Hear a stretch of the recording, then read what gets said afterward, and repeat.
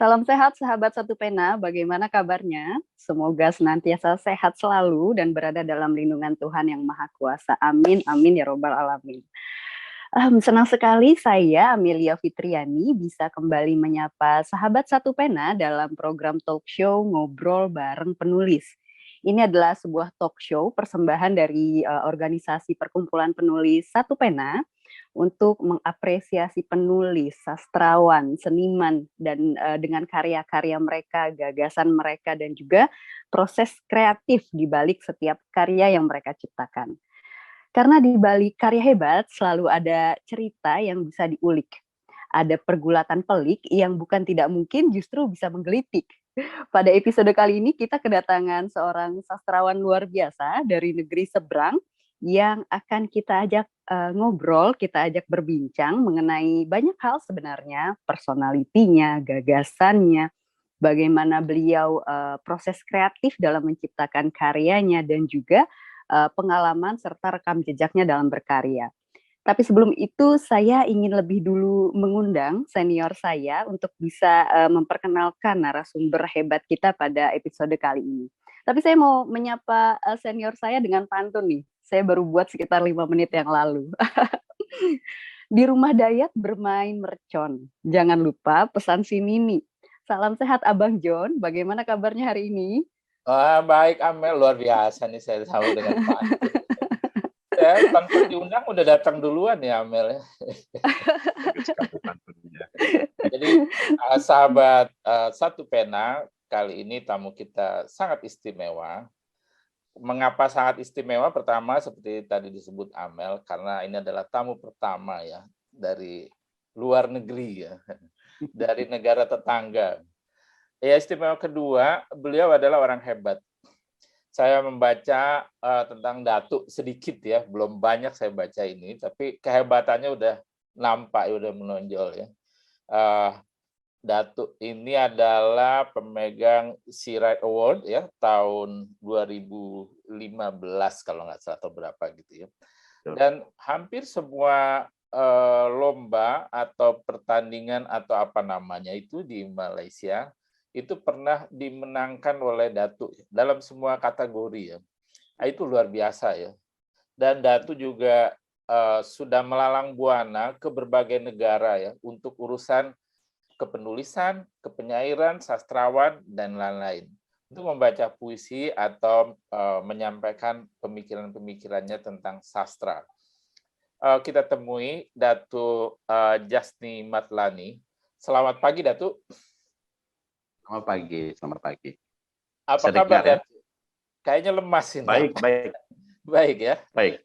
Alhamdulillah baik. Ya. Kesibukan apa sekarang yang sedang Datuk lakukan? Yang saya tahu tuh Datuk sekarang sedang ini ya menyeleksi puisi esai, lomba puisi esai ya. Betul, menyeleksi lomba puisi esai. Kemudian kita ada festival antarabangsa kesusastraan dan kesenian Sabah, negeri Sabah gitu. Kita akan adakan pada tanggal 3 hingga 6 Maret ini. Boleh Datuk ceritakan pertama tentang puisi esai dulu lah ya, tentang lombanya itu. Apa nama lombanya? Saya telah baca, cuma saya tidak bisa mengingat. Iya. Kita sempena Festival Antarabangsa Kesusastraan dan Kesenian Negeri Sabah pada tahun 2022 ini. Kita menganjurkan satu lomba ataupun pertandingan lah, ataupun kalau di Malaysia sayembara puisi menulis puisi esai hadiah Dini Jiah begitu, anugerah Dini Jiah begitu. Dan alhamdulillah setelah ditutup pada tanggal 20 Februari yang lalu kita mendapat penyertaan lebih 200 penyertaan puisi esai dari luar Indonesia. Biasa, itu banyak, ya, luar biasa, menarik sekali. Dan di Malaysia juga ramai yang menyertainya, bukan saja dari negeri Sabah, tapi negeri-negeri lain, dari Kuala Lumpur, dari Selangor, Perak. Itu menarik sekali. Dan walaupun mereka baru mengenali puisi isi ini, tetapi minat mereka terhadap puisi isi itu sangat menarik. Dan mereka menghantar banyak sekali penyertaan, malah meminta saya beberapa kali untuk menganjurkan bengkel workshop ya di puisi isi di Kuala Lumpur. Saya ingat saya ada membuat 2 kali bengkel ataupun workshop di puisi isi di Kuala Lumpur. Dan alhamdulillah sambutannya sangat menarik sekali. Itu mereka menulis dalam bahasa apa, Datuk? Dalam Bahasa mereka Melayu, masing-masing? bahasa Melayu Malaysia, bahasa ialah kalau dengan bahasa Indonesia beda, tapi tidaklah terlalu jauh bedanya bahasa Melayu di Indonesia, bahasa Indonesia dengan bahasa Melayu di Malaysia. Itu jumlah pesertanya saya kira luar biasa banyak ya untuk puisi esai. Puisi Ya, esai itu kan panjang ya dan berat ya, menulisnya. Menurut Datuk, bagaimana Datuk meyakinkan orang banyak ikut gitu ya?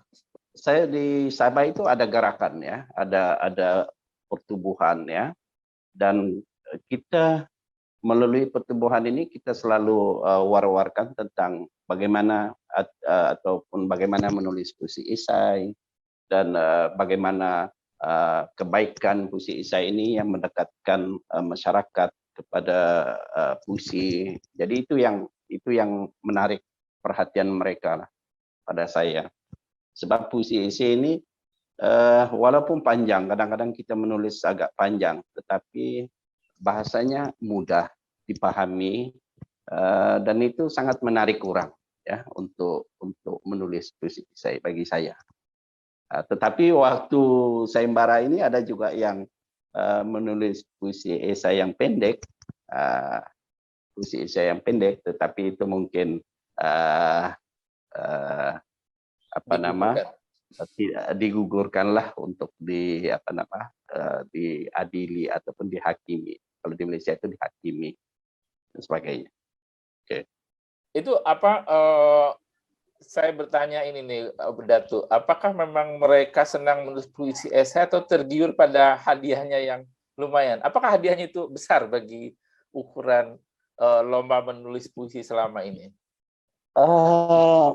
Saya itu begini ya, ini bukan saja puisi esai, lomba-lomba yang lain juga, misalnya lomba cerpen atau lomba apa, ya.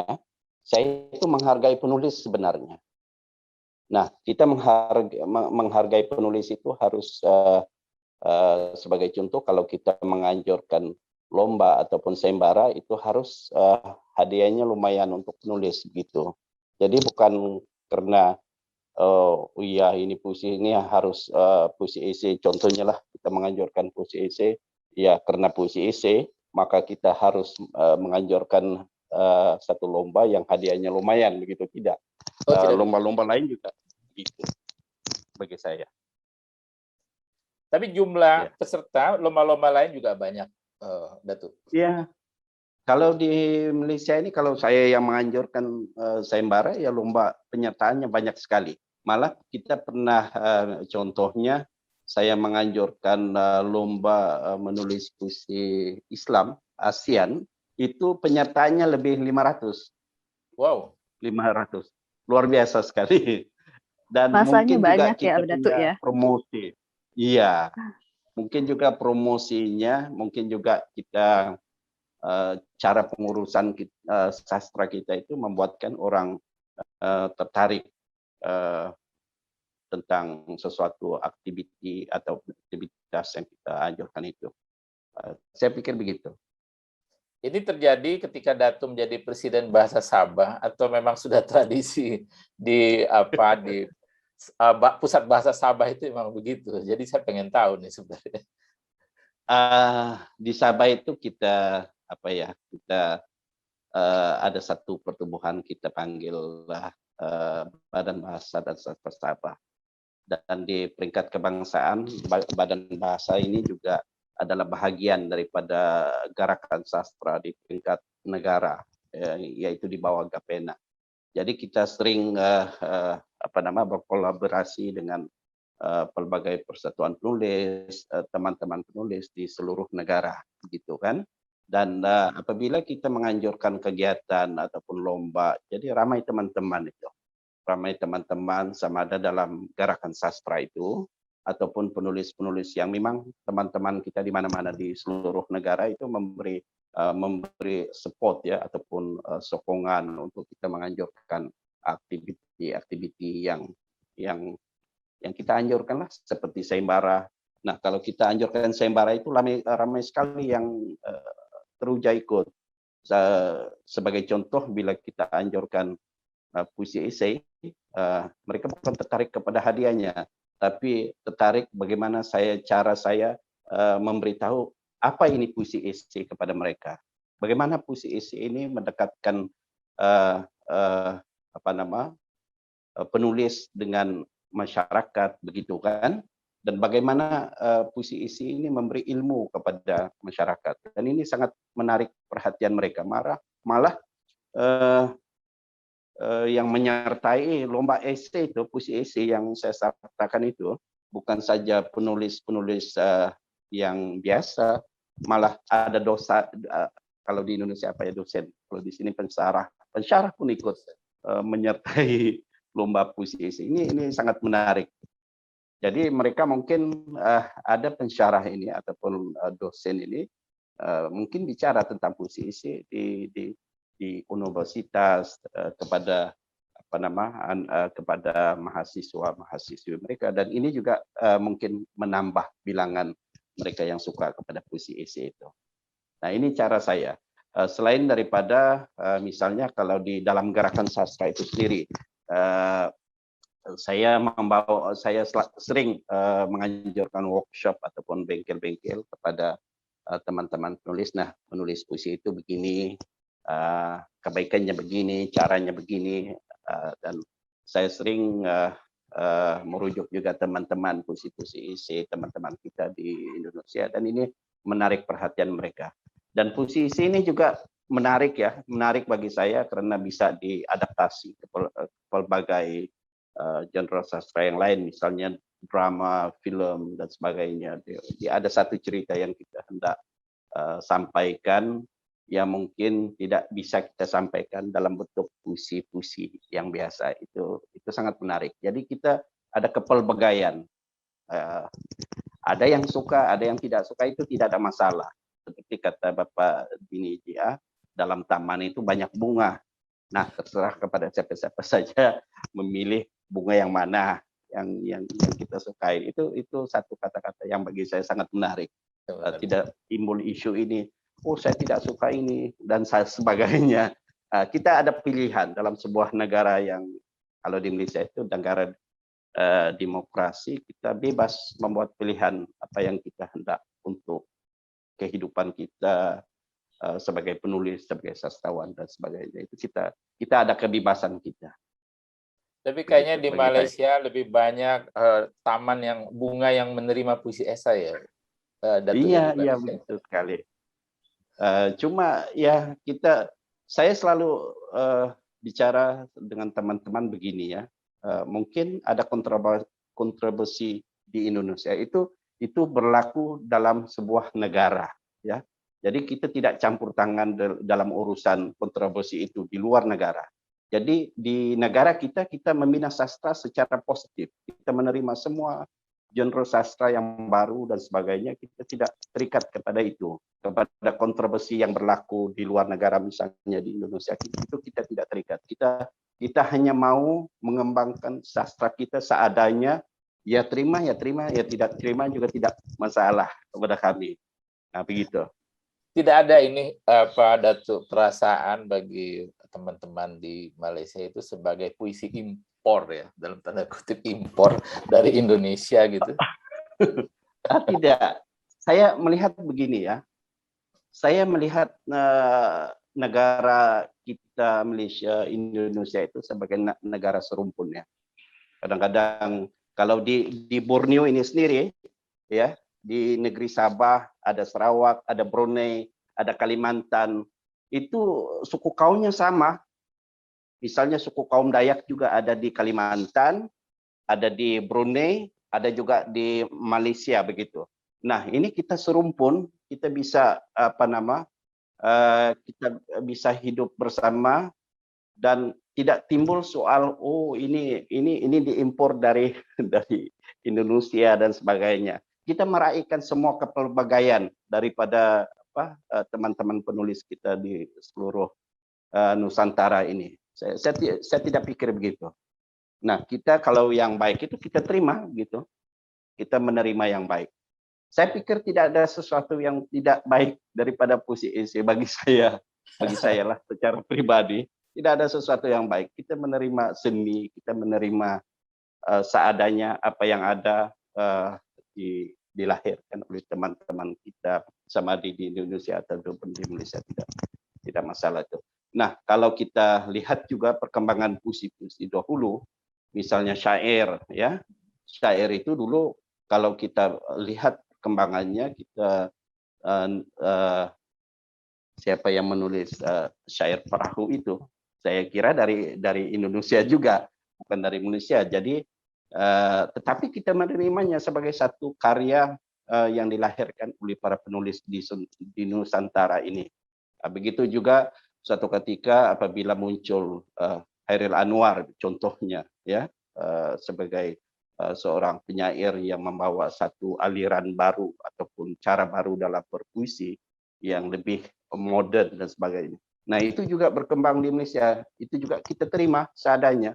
Dan suatu ketika kita menganggap di Indonesia ini sebagai abang kita dalam sastra, ya kita jadi, ialah tentulah dalam seiring perjalanan masa ada kalanya kita juga menjadi abang, ya, kepada yang lainnya dan sebagainya. Itu biasa dalam proses kita menulis dan juga berkarya dalam bidang sastra ini. Tetapi yang penting ialah kita, bagi saya lah, kita mesti saling menghormati, saling menghargai apa yang datang daripada teman-teman kita di penulis kita di sekitar Nusantara ini.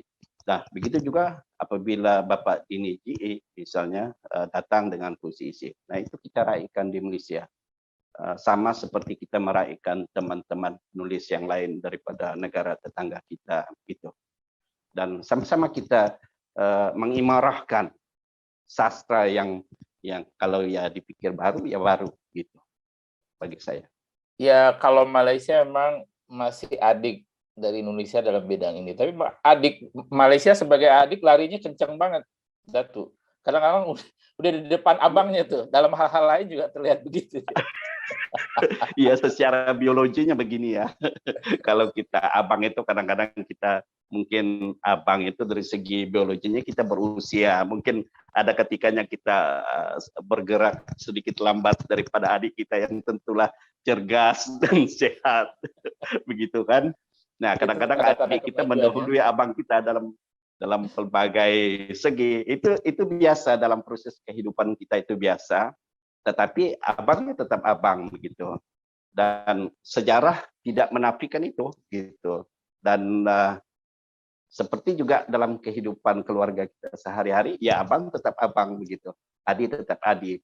Tetapi ada ketikanya adik itu mungkin pencapaiannya lebih baik dalam satu bidang. Itu hal-hal yang biasa dalam kehidupan kita yang kita harus terima begitu.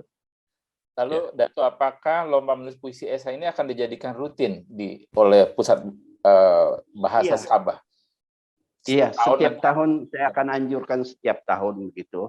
Nah, saya mencoba dengan hanya beberapa hadiah saja tahun ini, tetapi insya Allah tahun hadapan kita hadiah itu supaya sudah ada cadangan daripada ramai teman-teman di Malaysia supaya hadiahnya harus lebih banyak begitu kan, supaya lebih ramai yang berpeluang mendapat hadiah gitu kan. Nah, itu juga saya sedang pikirkan cara mana kita terus mengembangkan ataupun membawa puisi ini sebagai satu genre yang disukai ramai gitu di Malaysia. Dan kalau di Sabah itu saya juga kalau tidak pandemi ini saya sudah turun ke lapangan, ke sekolah-sekolah ya untuk menemui anak-anak muda untuk bicara tentang puisi esai, tetapi semasa pandemik ini kita pergerakan kita agak terbatas, dan insya Allah mungkin sekiranya keadaan sudah kembali pulih ya kita akan turun di peringkat akar umbi, menjelaskan, memberitahu anak-anak muda, oh ini puisi isi satu genre yang mungkin boleh jadi satu genre yang disenangi anak muda dan sebagainya, yang lebih mudah diikuti berbanding dengan puisi-puisi yang abstrak, yang bagi kita sebagai penyair ini kadang-kadang kita merasa ada ego kita sendiri. Wah, inilah puisi kita yang abstrak, yang penuh seni, dan tapi masyarakat jauh daripada puisi-puisi begitu. Nah, saya coba membawa pendekatan yang sederhana seperti yang dibawa oleh Dini J. Ya, kita datang dengan masyarakat dengan cara yang mudah dan boleh dipahami sesuai zaman kita. Sesuai zaman sekarang yang mereka tidak bisa duduk lama-lama untuk menghayati sastra, tapi memadai membaca sekali duduk dan memahami. Itu kita harus pertimbangkan dalam konteks kita mendekati masyarakat supaya mereka mencintai bidang sastra ini. Bagi saya Ya, begitu. untuk Denny adalah yang bukan penyair boleh ikut ya. Nah, Insya Allah boleh. Amel kan bukan penyair nih, mau nulis puisi esai nggak? Silakan Amel. Amel. Boleh. Yang bukan penyair nggak usah minggir katanya ya. Oh iya, nggak usah minggir ya. Iya, terbuka kepada semua. Terbuka. Ya begitu. Di Indonesia kita begitu. Kita terbuka. Kita tidak ada wujud apa-apa. Itu dia yang menjadi apa ya? Iya. Begitu. Saya, Abang John, saya ingin ikut, tapi saya khawatir motivasinya adalah untuk ini nih, untuk hadiahnya nih, bukan karena untuk ketertarikan sastra saya. Enggak. Kita positif aja ya. Enggak. Kita positif aja. Dia bukan soal hadiahnya, tetapi soal kita berkarya, berseni itu lebih penting daripada ya 10.000 itu kalau kita bukan orang yang berjimat cermat, 10.000 itu contohnya 10.000 Malaysia itu kita bisa habiskan dalam tempo 1 hari aja gitu. Tetapi bukan soal itu, tetapi soal kita. Bagi saya itu soal berkarya. Betul, apalagi bisa honornya itu soal kedua. Datu, saya rasanya ingin sedikit mengenal personality. Mohon maaf yang tadi bercanda.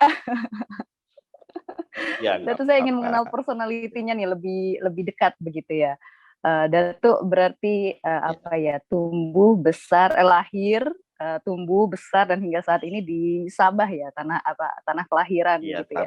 Boleh berbagi kah Datu bagaimana sebenarnya lingkungan keluarga Datu, lingkungan sekitar Datu, apakah juga kental dengan kesenian, dengan sastra? Apakah kental dengan dunia seperti itu, Datu? Iya, tidak sebenarnya. Dalam keluarga saya tidak ada seniman, tidak ada sastrawan, malah tidak tahu apa itu sastra ya. Saya datang daripada keluarga yang sederhana di sebuah kampung di negeri Sabah. Daerahnya kalau kalau di Indonesia apa? Desa. Kabupaten? Daerah lah. Daerah Bopot begitu. Nah, saya itu lahir di situ. Nah, tidak ada kegiatan sastra dalam kalangan keluarga dan sebagainya. Tetapi setelah saya sekolah, tapi ada satu minat saya pada waktu kecil dahulu. Saya suka, kalau buku-buku sekolah itu suka diconting dengan lirik-lirik lagu gitu kan. Nah, kalau sama kalau berarti kebiasaannya ya. Kalau saya suka menggambar di buku-buku teks. Iya, gitu. Nah, terus saya pulang di rumah, saya menyanyi kuat-kuat begitu kan dengan suara yang lantang. Nah, ini saya arwah sekarang sudah almarhumah ya. Waktu itu saya masih ingat sampai sekarang. Dia bilang, jangan menyanyi begitu, itu syaitan apa semua. Syaitan. Jadi saya lari ke hutan-hutan di sekeliling rumah itu. Nah, saya menyanyi di dalam hutan begitu. Jadi minat itu mulai begitu. Nah, setelah saya masuk sekolah sekolah menengah ya, kalau di Malaysia sekolah menengah. Nah, saya berkenalan dengan puisi. Ada mata pelajaran ataupun subjek sastra waktu itu. Nah, kita belajar puisi-puisi Usman Awang yang di Malaysia lah waktu itu, yang hebat-hebat di Malaysia, Latif Muhyiddin, Ilatif Muhyiddin dan sebagainya. Nah, kita membaca novel waktu itu, belajar novel Garilya Pramudia ya, diajar di sekolah kami waktu itu. Itu sangat menarik. Jadi perkenalan saya itu dengan sastra itu di sekolah menengah. Nah, apabila kemudian saya ke Kuta Kinabalu, saya masuk sekolah menengah agama di Kuta Kinabalu. Di situ ada lomba apa namanya, lomba menulis puisi, cerpen gitu, isai gitu kan, yang dianjurkan di peringkat sekolah ya begitu oleh pihak sekolah lah. Nah, saya itu menyertai lomba itu, akhirnya menang. Ada beberapa yang menang lah, walaupun penghargaan. Nah, ini memupuk minat saya dalam bidang nulisan di peringkat awal sebenarnya. Tapi keluarga itu tidak ada yang suka puisi. Begitu ya. Datuk ada masih ingatkah syair atau puisi atau penggalan puisi yang Datuk ingat pertama kali atau awal-awal Datuk buat? Nah, ini ceritanya bagaimana saya menulis puisi ini diantar di media ya, kalau di Indonesia, kalau di Sabah di surat kabar koran ya. Waktu adik saya menikah begitu ya, adik perempuan itu menikah lebih awal daripada saya gitu waktu itu.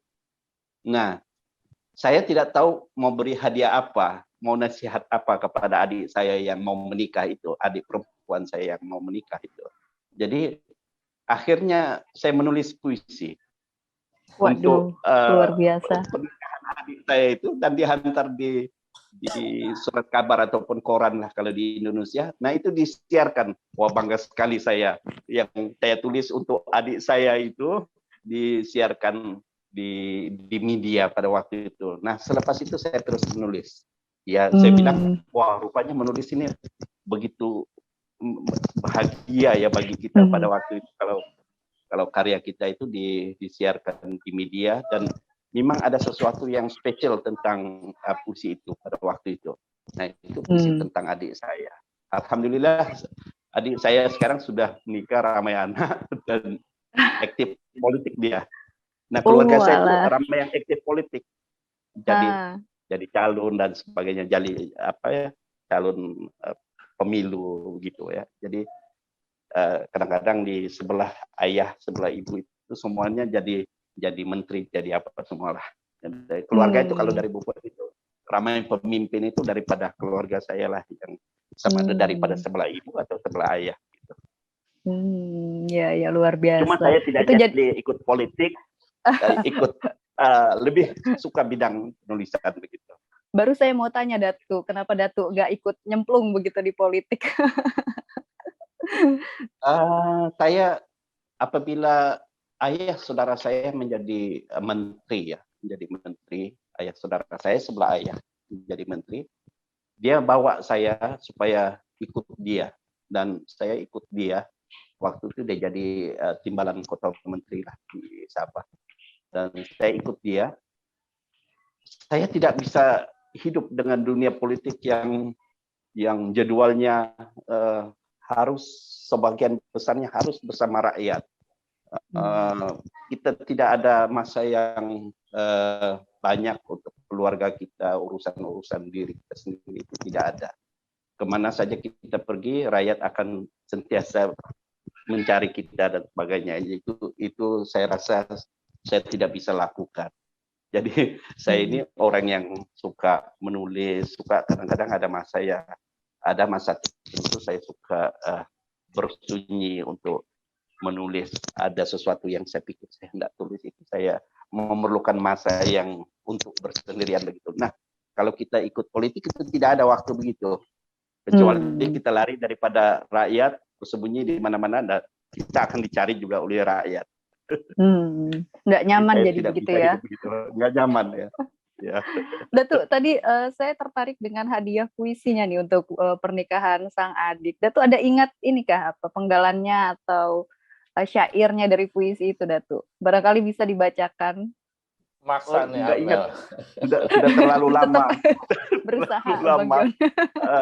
Puisi itu ditulis pada tahun 81 kalau nggak silap saya, berapa 40 tahun yang lalu. Nggak ingat lagi. Itu 81 adalah tahun pertama Datuk Iya. masuk dunia sastra ya? Iya, kalau di media itu tahun pertama. Tapi sebelum itu di sekolah saya sudah menulis. Waktu saya di sekolah menengah, saya sudah menulis puisi tapi untuk majalah sekolah. Barangkali Tapi kalau di 81 media itu itu momen open showing iya, up ke saya dunia, ke terbuka publik ya. kepada iya. Kemudian Sebelumnya kalau apakah kemudian bila saya di universitas itu bidang saya bidang pengurusan awam. Itu juga tidak ada kena-mengena dengan puisi, tapi puisi, sastra dan sebagainya. Tapi entah bagaimana minat menulis ini tumbuh di dalam jiwa saya, dan memang saya selalu memikirkan begini ya, banyak benda yang harus kita tulis, abadikan dalam bentuk buku ataupun dalam bentuk karya. Karena kita tidak bisa hidup 1000 tahun seperti yang diinginkan Chairil Anwar, tapi saya itu mau begini. Saya mau karya saya yang akan hidup 1000 tahun, bukannya diri saya yang mau hidup 1000 tahun seperti kata Chairil Anwar. Tapi kalau nggak salah, Datuk dulu pekerjaannya pernah jadi bankir ya? Pernah bekerja di bank? Iya, setelah sekolah itu saya kerja sementara di bankir gitu, di bank negara dan itu juga. Nah, ini pengalaman hidup ini mematangkan saya dalam bidang karya. Saya belajar di sekolah agama. Jadi kalau saya menulis tentang agama, saya ada asas tentang pendidikan Islam itu, begitu bagi saya kan. Nah, setelah itu saya bekerja di bank. Jadi hal-hal yang berkaitan dengan perekonomian itu. Nah, kalau saya menulis hal-hal yang berkaitan dengan bidang-bidang ekonomi itu, nah saya ada pengalaman bekerja di bank. Bagaimana mengurus sistem keuangan kita, bagaimana kita berhadapan dengan spekulasi berkaitan dengan mata uang, bagaimana kita memperkukuhkan ekonomi di negara kita. Nah, itu kerja-kerja yang dilakukan oleh bank negara pada waktu itu, dan sangat menarik. Kebetulan pula pada waktu saya di bank negara itu saya dilantik menjadi ketua editor lah begitu majalah bank itu. Jadi hal-hal mengenai dasar bank itu kita tahulah pada waktu itu. Dan apabila saya menulis, hal-hal sebegini membantu saya dalam bidang penulisan. Itu sangat menarik. Dan kemudian saya juga pernah ikut politik. Pernah sebenarnya. Hal-hal politik. Pernah coba. Pernah ikut Pak Menteri, begitulah. Bukan kita ikut politik, tapi ikut Pak Menteri, bekerja di bawah Pak Menteri. Nah, jadi kita tahu hal-hal mengenai politik dan sebagainya. Nah, apabila kita menulis, semua ini membantu. Pengalaman-pengalaman ini semua membantu kita menulis ya. Nah, dalam bidang penulisan itu saya selalu menulis tentang hal-hal yang berkaitan dengan perjuangan. Perjuangan, sama ada perjuangan rakyat, perjuangan keadilan, perjuangan penulis, perjuangan tentang kebenaran, perjuangan untuk memartabatkan bangsa negara begitu. Nah, hal-hal ini tentulah ada kaitan dengan politik, ada kaitan dengan agama, ada kaitan dengan ekonomi dan sebagainya. Nah, apabila saya menghasilkan karya, hal-hal sebegini muncul dan saya abadikan dalam bentuk karya. Misalnya apabila saya tahun 2021 ya, tahun lalu ada satu lomba yang dianjurkan sempena pengisytiharan Kuala Lumpur sebagai kota buku dunia ya. Jadi saya ikut lomba itu, lomba puisi. Nah, tapi bukan puisi esai, puisi biasa aja, puisi lebih kurang puisi naratif lah. bagi saya puisi naratif ya. Nah, saya ikut serta, tajuknya lebih kurang ada di sini kalau saya ada bawa. Oh, ini bukunya. Ini bukunya, ini menang.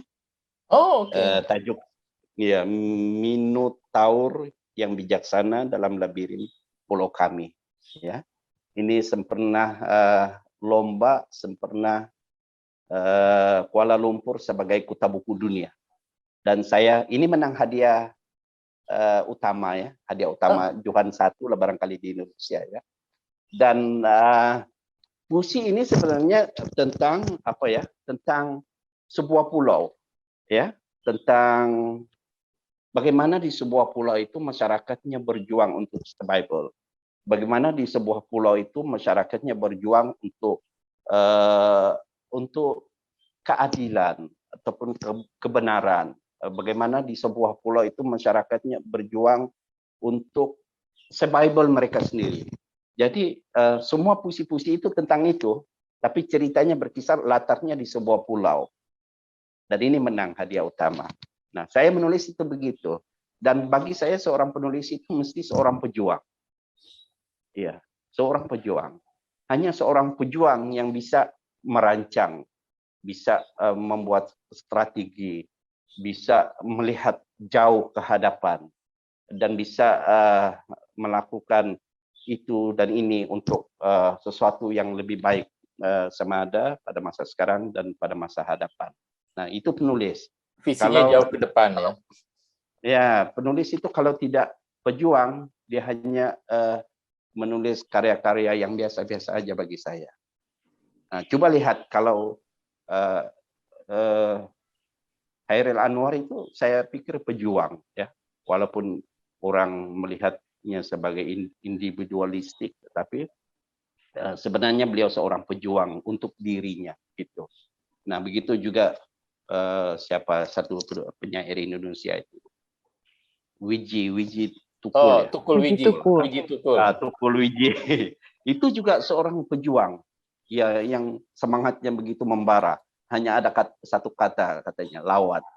Nah, itu lawan. Mantap itu. Nah, itu penulis yang sebegitu yang akan terus diingati sepanjang zaman. Ya. Cara mereka berjuang, cara mereka melawan itu, walaupun hilang begitu saja misalnya kan, tapi sangat menarik. Ya, perjuangan itu tetap diingat. Jadi seorang penulis itu juga begitu. Nah, waktu saya menghasilkan novel Pulau Tanpa Cinta itu kisah perjuangan penulis sebenarnya yang ditangkap oleh pemerintah yang kejam dan sebagainya, tetapi bisa lulus ya, bisa keluar daripada kekejaman itu untuk menjayakan perjuangannya.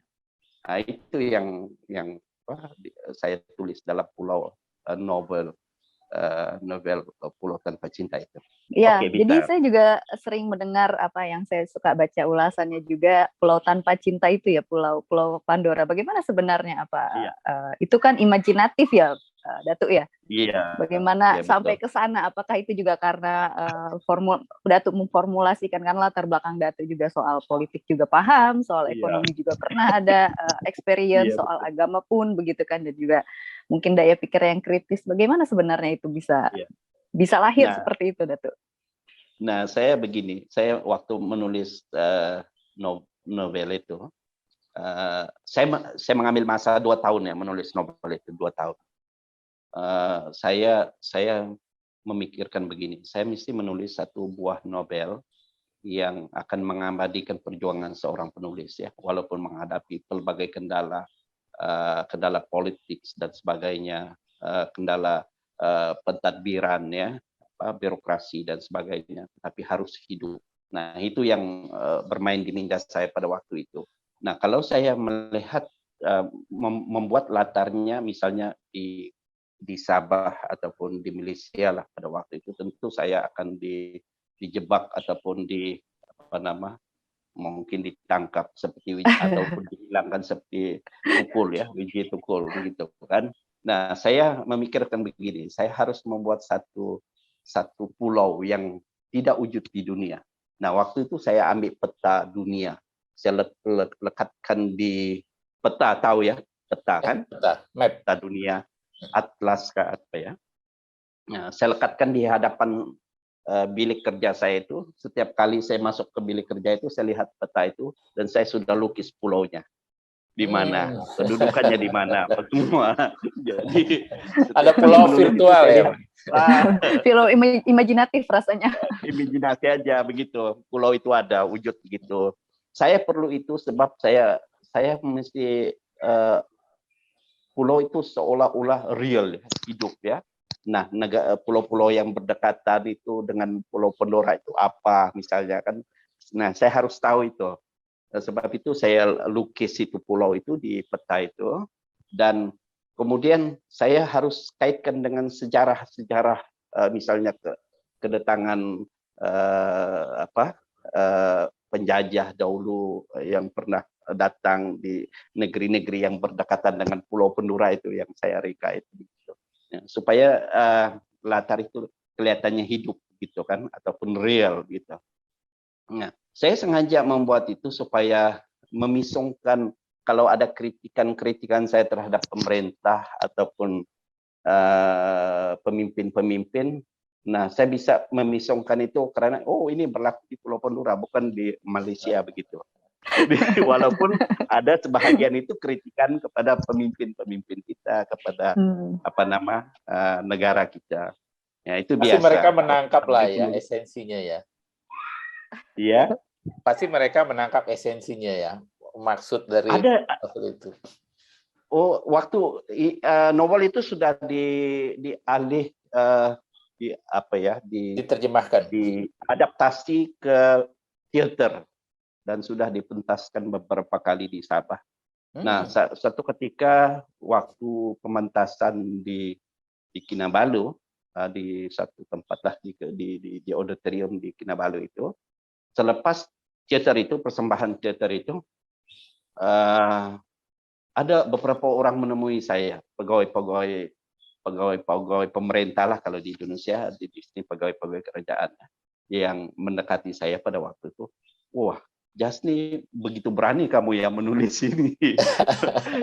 Begitu. Tapi saya bilang begini aja, saya santai-santai aja menjawab. Itu berlaku di Pulau Pandora, bukan di negara kita. Begitu aja. Dan mereka diam. Iya, betul. Sama sih di sini juga ya. kalau di sekarang tuh kalau di Twitter orang-orang kalau ketika mengkritik begitu ya, ini di negeri Wakanda begitu istilahnya. Tapi padahal ya memang kalau secara ini kita juga bisa memahami maksudnya begitu. Iya, begitu. Nah, itu novel itu menang hadiah sastra Sabah juga, hadiah sastra Sabah, dan dinilai juga sebagai 3 buah buku yang terbaik di Malaysia lah, di seluruh negara untuk hadiah sastra. Luar biasa. Ya, tapi tidak menang di peringkat Malaysia, tapi dinilai antara 3 novel yang terbaik pada tahun itu lah. Tapi di negeri Sabah ya menang. Kayaknya Datuk ini sudah memenangi semua lomba penulisan di Malaysia ya. Semua kategorinya pernah ikut dan semua pernah menang ya, Datuk. Iya. Ada beberapa buah buku ini, misalnya ini menang hadiah sastra perdana. Ini kumpulan cerpen ya.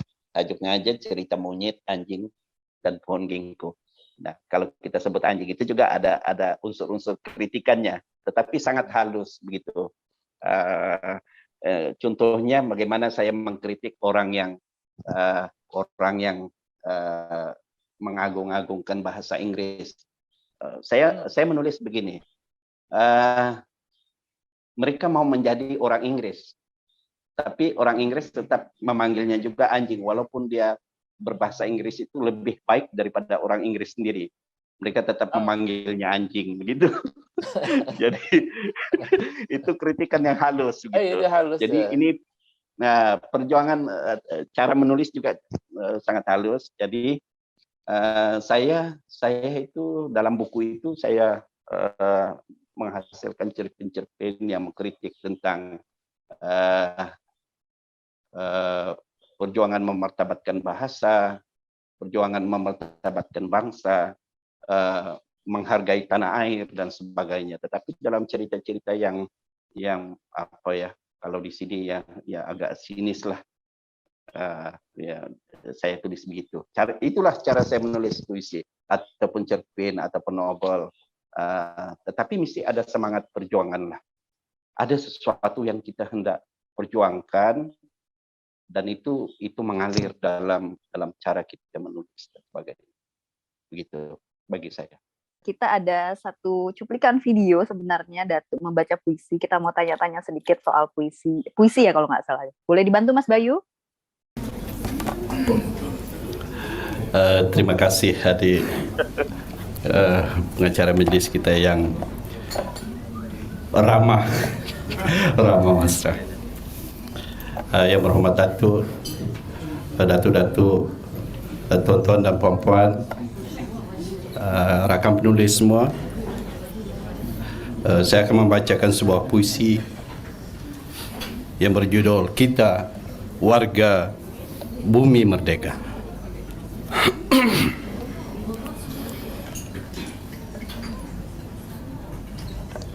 Kita adalah warga bumi merdeka yang bermaruah dan teguh jati dirinya.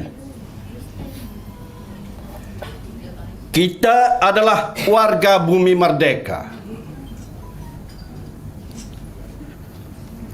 berdiri gagah di bawah panji jalur gemilang, berkibar megah ke angkasa raya. Kita adalah warga bumi merdeka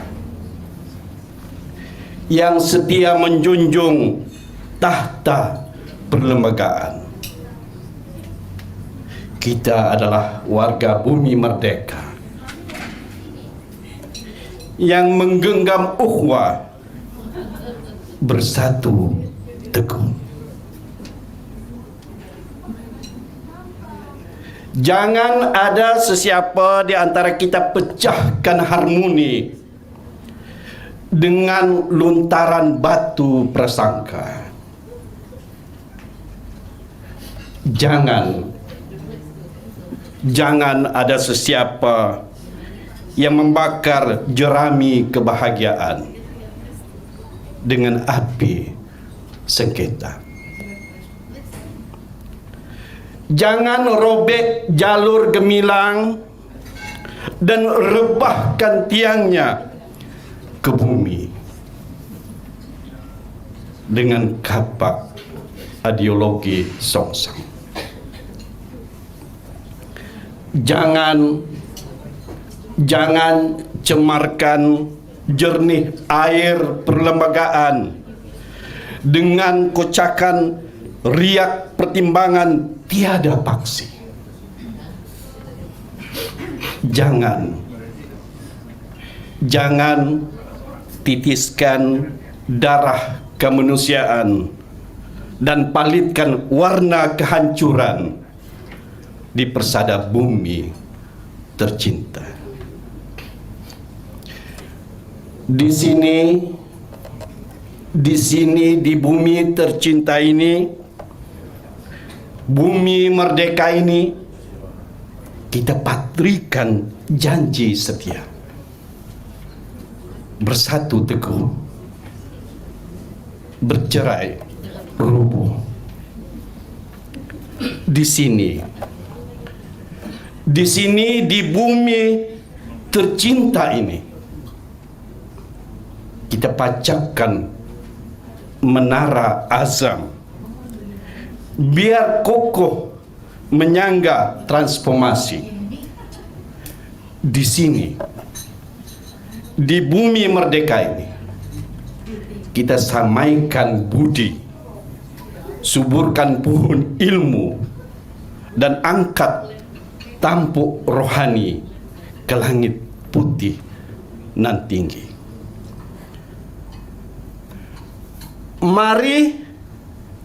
Mari generasi Malaysia baruku Mari pecahkan ruyung kedaifan. Mari singkirkan perih kemiskinan dari rumah kehidupan seluruh warga. Mari kita nyanyikan lagu Permai sambil berganding tangan dan sirami bumi merdeka dengan haruman 1000 mawar. Mari kita kibarkan jalur gemilang dan padamkan api perbelahan. Mari kita tanggalkan debu peradaban di persimpangan malam, lalu cipta sebuah cinta. Mari kita bina tamadun, semarakkan bumi merdeka dengan gegaran sebuah sumpah. Mari kita sisihkan peradaban henyir ke hujung jalur mimpi dan menjunjung gagasan Malaysia tercinta, Malaysia jaya. Sekian, terima kasih. Assalamualaikum warahmatullahi wabarakatuh. Ganti dengan Indonesia juga masih relevan itu. Iya. Puisi saya sendiri, dan itu di setiap tahun ada lomba puisi merdeka di Malaysia, dianjurkan oleh Gapena, dan buku puisi itu saya hasilkan untuk dibaca untuk sayembara yang dianjurkan sempena merdeka di Malaysia setiap tahun. Itu kental sekali ya rasanya, apa nuansa persatuan dan kemerdekaan itu ya. Iya, setahun sekali, tetapi sudah dianjurkan 35 tahun yang lalu. Mananya setiap tahun kita anjurkan acara lomba itu, dan tahun lalu saya ingat yang ke-35.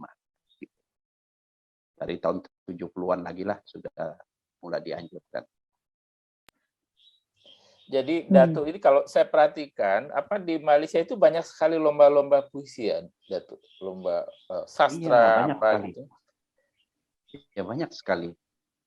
Lomba deklamasi puisi, lomba menulis puisi, sama ada dianjurkan oleh pemerintah ataupun badan-badan penulis, badan-badan NGO ya, yang badan bukan kerajaan, yang menganjurkan lomba di sana sini, termasuk Badan Bahasa juga kita sering menganjurkan lomba, dan sekarang juga puisi isi ASEAN juga di bawah puisi ASEAN. Apabila saya jadi ketua untuk komunitas puisi isi ASEAN, saya coba juga menganjurkan lomba-lomba. Tujuan saya begini ya, satu, lomba ini untuk mencukil bakat baru ya, bakat baru. Kadang-kadang orang yang orang yang tidak terkenal tapi minat dalam bidang puisi, mereka ini mula-mula menyertai lomba, lama-lama mereka akan tertarik untuk terus menghasilkan puisi.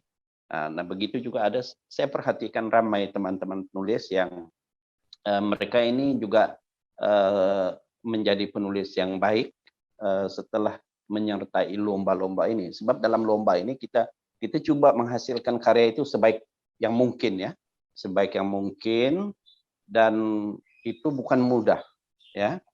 Sebab kita mau, kalau mereka yang mau menang lah, kalau tidak mau menangnya ya buat aja lapas itu hantar untuk sekedar penyertaan. Tetapi mereka yang bersungguh-sungguh, mereka mesti menghasilkan puisi yang baik begitu. Nah, ini akan mencukil bakat-bakat begitu untuk menghasilkan karya yang bagus. Nah, banyak sekali lomba-lomba yang dianjurkan di negara kita, di Malaysia.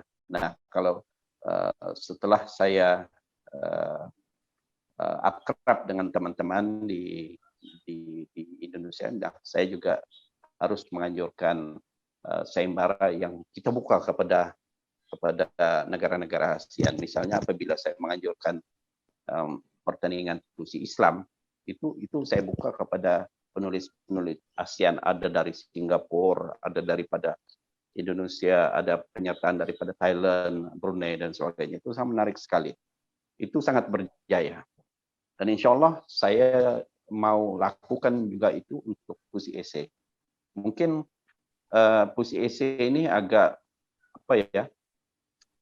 Kalau yang seperti lomba yang baru yang saya buat itu puisinya agak panjang, 2000 patah perkataan itu agak panjang. Nah, kalau mungkin dipendekkan menjadi 1000 patah perkataan itu ramai sekali, barangkali lebih ramai yang akan menyertainya. Gitu. Nah, saya itu berpikir untuk mungkin pada masa-masa hadapan puisi esai ini harus ditulis sekitar 1.500 atau 1.000 patah perkataan untuk lebih ramai orang yang bisa ikut ya. 2.000 patah perkataan itu tidak begitu ramai sebab mereka memikir wah panjang sekali Pak Jas nih begitu. Itu semua sayembara, lomba dan sejenisnya itu selalu didukung oleh negara, Datuk. Artinya Datuk tidak mengalami kesulitan pembiayaan dalam penyelenggaraannya. Alhamdulillah kalau iya pemerintah menyokong sekali, menyokong dan ini juga badan-badan NGO juga harus kreatif yang mencari dana, dan kalau mereka mempunyai hubungan yang baik dengan pemimpin dan pemerintah ini juga akan mendanai mereka. Tidak ada masalah dari segi dana itu. Dan kalau pemerintah itu dia ada agensi-agensi ataupun jabatan-jabatan tertentu yang mereka salurkan dana untuk menganjurkan lomba ataupun sayembara misalnya melalui Dewan Bahasa dan Pustaka itu pemerintah. Jadi pemerintah akan mendanai, memberi dana kepada Dewan Bahasa untuk sebagiannya mungkin menganjurkan sayembara-sayembara itu. Itu pemerintah. Tetapi ada juga yang dianjurkan oleh badan-badan NGO seperti Gapena. Gapena ini adalah satu badan yang bertanggung jawab mengurus semua persatuan penulis di Malaysia. Dan saya sendiri adalah salah seorang jawatan kuasa ataupun jawatan kuasa lah yang duduk di dalam Gapena itu. Nah, kita itu mengurus sastra di seluruh negara. Bukan saja di Sabah, tetapi di seluruh negara. Nah, tahun lalu sempena mulai tahun 2020 kita meraihkan 50 tahun Gapena. Apabila kita meraihkan 50 tahun Gapena itu, kita menganjurkan pelbagai sayembara, menulis novel yang hadiahnya 30.000, 25.000, begitu besar hadiahnya novel ya. Kemudian kita ada menganjurkan pertandingan menulis cerpen, pertandingan lomba lah. Kalau di Indonesia lomba menulis puisi. Nah, sekarang kita menganjurkan lomba masih terbuka, lomba untuk menulis skrip drama. Jadi itu dianjurkan oleh Gapena sendiri dan dananya itu daripada Gapena sendiri. Begitu. Gapena dananya dari mana, Bu? Gapena ini satu pertubuhan yang pemerintah ada juga memberikan dana dan memberikan misalnya ada pemerintah yang memberikan misalnya beberapa, kalau di Indonesia itu apa ya, toko misalnya 10 toko untuk Gapena ini uruskan begitu kan. Nah, sebagiannya kita bisa dapatkan ini untuk pengurusan Gapena dan sebagian juga kita gunakan untuk mendanai aktiviti sastra, dan sebahagian lagi kita usahakan untuk bekerja sama dengan pelbagai pihak ya. Kita pernah bekerja sama dengan bank misalnya, kita minta bank yang menguruskan hadiah lomba itu, tetapi dananya daripada bank gitu. Kita menguruskan sayembara ini misalnya, dananya daripada Dewan Bahasa, daripada agensi-agensi tertentu yang disokong oleh pemerintah. Jadi begitu. Ya. Ini sebenarnya pertanyaannya masih banyak ini Datuk ya, cuma waktu kita kan sedikit lagi ya. Okay. Saya pilih-pilih dulu ini ya. Pertama gini, saya membaca kalau Datuk itu berpergian misalnya ke Thailand, ke Hainan, ke Guangzhou ya, lalu lahir buku cerpen atau puisi atau novel tentang itu. Kapan Datuk menulis tentang yang berlatar belakang Indonesia? Oh, banyak sekali karya saya berlatar belakangkan Indonesia, ya. Jakarta, Pulau Jawa lah, banyak sekali, Kalimantan, ya. Nah, di waktu saya pergi ke menziarahi kubur makam Raja Ali Haji di Tanjung Pinang, ya. Nah, saya menulis cerpen yang berkaitan dengan Raja Ali Haji gitu. Ya, saya itu begini, kalau saya pergi ke satu tempat itu saya lebih mudah menulis kalau saya bisa berpergian kemana-mana, ya. Jadi kalau saya kemana-mana itu saya mesti menghasilkan puisi, menghasilkan cerpen lah biasanya. Atau kadang-kadang novel, ya, tapi jarang novel lah. Yang mudah itu cerpen bagi saya lah, dan puisi. Nah, saya pergi ke India, pergi ke Taiwan, ke Beijing gitu, di Tiongkok lah, ke Australia gitu kan. Saya mudah menghasilkan karya-karya di Mesir gitu. Saya sebelum sementara saya masih sehat ini, saya masih bercita-cita untuk keliling dunia dan menghasilkan sebanyak buku karya yang bisa ditulis, seperti apa ya Tuhan bilang, lihatlah dunia ini supaya kamu lebih dekat kepadanya. Nah, saya selalu berpikir begitu. Saya mau melihat dunia ini supaya saya lebih dekat kepadanya dan bisa menulis sesuatu untuk orang lain juga bisa dekat kepadanya.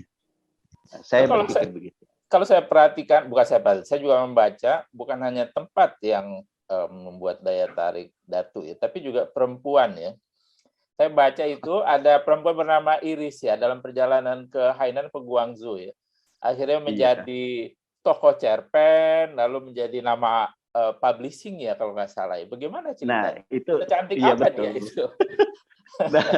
Nah, begini ceritanya. Waktu saya dari Hong Kong ya, terbang di pesawat itu, saya naik pesawat China Airlines daripada Hong Kong ke Hainan. Pulau Hainan itu satu pulau yang cantik, seperti Pulau Hawaii di timur lah, lebih kurang begitu. Cantik sekali, dan hawanya pun dingin, redup. Memang sesuai untuk kita menulis lah. Nah, saya datangnya itu di pesawat itu saya dihidangkan makanan. Rupanya teman saya itu ada teman yang duduk di sebelah saya itu dari Singapura, Cina. Dia kata, kamu Muslim? Ya, saya Muslim. Oh, jangan makan itu. Kenapa? Saya bilang, itu ada makanannya yang tidak halal di dalam itu. Terus saya tidak makan. Nah, yang menghidangkan makanan itu namanya Iris. Iris ya. Tahun 2001 kalau nggak salah saya itu. Lebih kurang begitulah. Yang namanya itu Iris ya. Nah, kemudian lahir anak saya namakan Iris. Saya suka sekali nama Iris itu. Dan apabila saya buat satu syarikat publishing yang menerbitkan buku juga namanya Iris. Jadi nama itu kekal. Dan anak saya, salah seorang anak saya juga namanya Iris begitu kan. Iris. Dan itulah ceritanya. Namanya atau karena perempuannya yang cantik itu, Datuk? Tidak. Nah, namanya itu. Oh, namanya. Dan kebetulan dia menghidangkan apa ya, kalau di Indonesia ya, makanan yang nasi goreng yang di dalam pesawat itu ada injir ya, apa ya, ada babi lah. Babi. Jadi tidak halal lah, makanan yang tidak halal. Nah, teman saya itu yang duduk di sebelah saya itu orang Singapura. Dia bilang, jangan makan itu kalau kamu Muslim. Oh, gitulah. Nah, saya tidak makan itu. Tapi namanya itu melekat di kepala saya sampai sekarang. Iris gitu. Oh iya, tapi dia memang pramugari yang cantik juga. Saya pernah waktu saya menang Sea Right Award ya. Iya. Pada tahun 2015 ada wawancara yang dibuat oleh satu majalah sastra yang diterbitkan oleh Dewan Bahasa dan Pustaka, yang menanya saya, kenapa sih begitu banyak karya-karya kamu itu wataknya perempuan aja, gitu kan. Itu saya tidak sadari ya. Kadang-kadang mungkin kita dikelilingi ramai dalam gerakan sastra itu juga dalam dalam badan bahasa itu juga ramai perempuan ya, perempuan. Jadi laki-laki itu tidak begitu ramai. Jadi mendominasi itu dalam gerakan sastra, dalam pertemuan sastra itu ramai perempuan kalau di Sabah lah, nggak tahu di tempat lain. Jadi apabila kita berkarya itu, wah terpikir barangkali menghormati wanita juga ya, menghormati perempuan juga sebagai bahagian daripada latar karya-karya kita dalam kehidupan.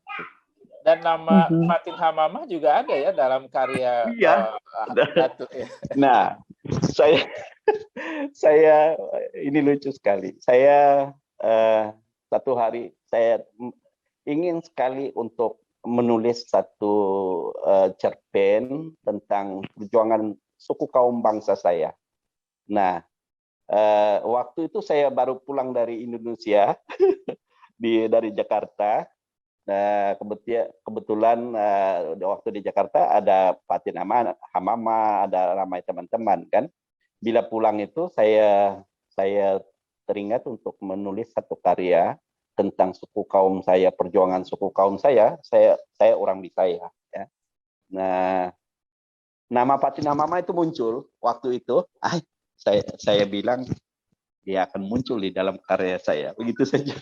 Dan akhirnya terjadilah cerpen itu, nama watak perempuannya itu Fatin Hamamah, tetapi ceritanya tentang bagaimana perjuangan suku kaum saya menjadi satu suku kaum yang besar. Kalau ikut sejarahnya, menjadi suku kaum yang besar, dan bagaimana mereka membina kota yang paling awal di negeri Sabah dahulu, di Kota Klias tuh. Sekarang dia menjadi satu pakan kecil aja, tetapi dulu itu adalah kota, ya, kota yang dibina oleh suku kaum saya, gitu. Saya menunggu Amel masuk dalam cerpen nama Amel. Iya. Oke. Baik, sebelum mengomentari beritanya itu, tadi saya mau mengatakan bahwa rupanya Datu banyak jatuh hati dengan nama perempuan begitu. Saya tadi mau bertanya bagaimana supaya nama saya bisa membuat Datu jatuh hati begitu. Cuma agak-agak malu, Abang John sudah memantiknya rupanya. Ya. Nggak usah dijawab, Datu. Nggak usah dijawab. Nggak usah dijawab, kayaknya malu.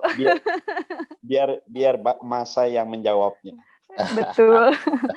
Saya nanti menantikan karya-karya selanjutnya Datu. Ada enggak ya nama saya begitu? Amin. Oke. Datu, tadi saya mau meminta komentar Datu terkait publikasi yang tadi, dan mungkin barangkali bisa jadi pertanyaan penutup juga ya Bang John ya, mengingat waktu sudah melebihi sudah banyak sebenarnya. Iya. Iya Datu, jadi mengenai puisi esai, mengenai potensi barangkali bisa layak untuk mendapatkan Nobel dan segala macam. Tapi sebenarnya bagi Datu sendiri, Datu melihat puisi esai itu ke depannya akan seperti apa sih? Saya melihat puisi esai ini mendekatkan audiens ataupun khalayak kepada sastra itu sendiri. Saya melihat begitu.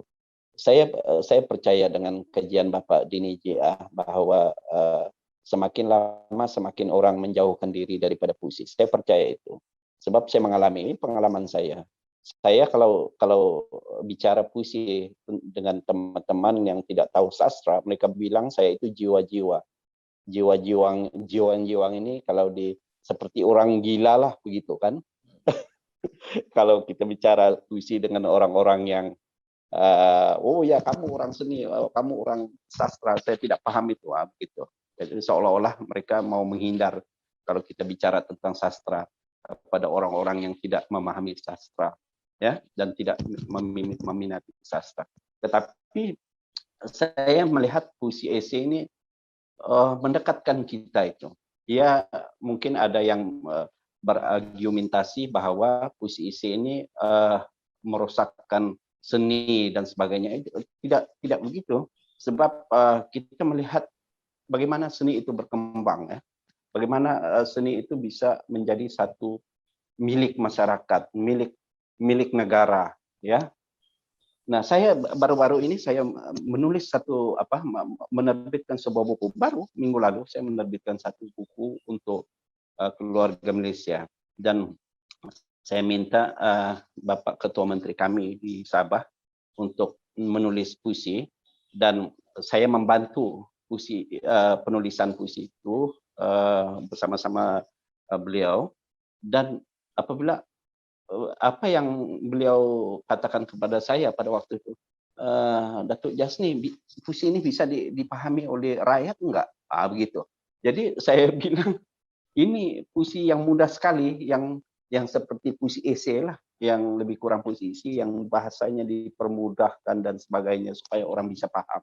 Nah, jadi untuk mendekatkan puisi itu kepada masyarakat, kita harus ada puisi esai, ya. Kemudian saya selalu bercakap dengan dunia semakin membutuhkan manusia-manusia yang menghargai akademik, ya, menghargai ya, kalau kita menulis itu mesti faktanya dirujuk daripada jurnal dan sebagainya, kan, baru diabsahkan sebagai satu tulisan yang boleh dirujuk. Nah, puisi ini menawarkan rujukan, ya, menyediakan rujukan yang apabila 1000 tahun akan datang kita menulis tentang satu puisi esai tentang Kota Kinabalu contohnya. Nah, itu bisa dirujuk. 1000 tahun akan datang, mereka yang membaca puisi esai tentang Kota Kinabalu itu bisa melihat, oh ini betul, ini rujukannya betul, dirujuk daripada sumber-sumber yang boleh keboleh percayaannya itu tinggi sekali begitu. Nah, puisi itu tidak sia-sia. Bukan hanya sekadar imajinasi atau imajinasi yang kita pikir seni, tetapi memberi ilmu kepada masyarakat. Bukan pada hari ini, tetapi pada 1000 tahun akan datang orang melihat bahwa ini betul-betul puisi yang bisa dirujuk. Begitu. Nah, saya melihat itu. Saya melihat jauh ke hadapan. Saya bukan melihat pada hari ini. Saya melihat bagaimana masyarakat semakin lama semakin tidak ada waktu untuk menghayati seni yang seperti Mona Lisa begitu, yang susah dipahami apa maksud sebenarnya lukisan itu. Tetapi mereka melihat karya-karya yang lebih mudah dipahami, dan karena tuntutan waktu itu. Jadi puisi isi itu menawarkan hal-hal sebegitu yang kita mau tidak mau kita akan berhadapan dengan masyarakat milenial yang mau cepat serba itu, mau cepat itu, mau cepat ini, dan mau bergegas melakukan itu dan ini dan sebagainya, yang tidak ada masa yang panjang untuk menghayati sastra. Maka puisi isi menawarkan hal-hal sebegitu. Jadi saya melihat ini, dan saya melihat potensi puisi isi ini ke hadapan. Apa yang penting ialah gerakan sastra kita mesti kuat. Di Malaysia saya selalu memikirkan cara mana kita hendak menjadikan puisi isi ini sebagai satu karya yang seperti pantun lah, ataupun seperti syair. Nah, dulu syair itu tidak begitu disukai di Nusantara ini, malah karya-karya Naruddin Al-Raniri itu saya pikir ada yang dibakar, ya, dibakar, tidak disukai. Tetapi sekarang orang menyukai syair di mana-mana dan melihat sebagai karya seni. Nah, begitu juga pantun yang satu ketika dahulu sekarang sudah menjadi satu karya seni yang dihormati di mana-mana. Nah, begitu juga puisi esai. Apa yang penting ialah kita sudah membina satu asas yang kukuh, ya, atas benchmark yang kukuh, yang menarik, dan tinggal diperbaiki lagi, diperhalusi lagi. Puisi isi itu harusnya bagaimana? Begini. Mungkin dari segi panjang pendek itu mungkin kita bisa pikirkan semula supaya ramai yang tertarik kepada puisi esai. Saya melihat itu. Saya positif aja. Okay. Baik, Datuk. Ya, jadi kita melihatnya sebagai merayakan warna baru begitu ya, untuk tetap menghidupkan sastra dan juga seni. Datuk Jasni, terima kasih banyak untuk sesi berbagi, untuk bercerita dengan sahabat Satu Pena mengenai karya dan juga cerita-cerita yang Datuk Jasni miliki. Saya juga baru tahu ternyata Datuk Jasni ini lingkungan politik juga, ternyata saya pikir seniman begitu. Iya, semualah gitu. Dan semoga itu mewarnai kita. Betul, semoga kisah dari Datuk Jasni, cerita-cerita yang kita bagikan bisa memberikan inspirasi atau memberikan semangat bagi sahabat Satu Pena dimanapun Anda berada. Baik, saya ingin mengingatkan jangan lupa untuk kembali menyaksikan edisi Ngobrol Bareng Penulis dengan penulis-penulis, sastrawan, dan juga seniman hebat lainnya hanya di saluran Satu Pena TV Channel, begitu ya. Jangan lupa untuk menyaksikan episode lainnya yang juga tidak kalah menarik. Akhir kata kita ucapkan terima kasih, salam sehat sahabat Satu Pena, dan tetap semangat walaupun pandemi masih malu-malu untuk pergi nih rasanya. Sampai jumpa. Terima kasih ya Bang Jo. Terima kasih Datuk. Terima kasih Datuk. Sampai jumpa.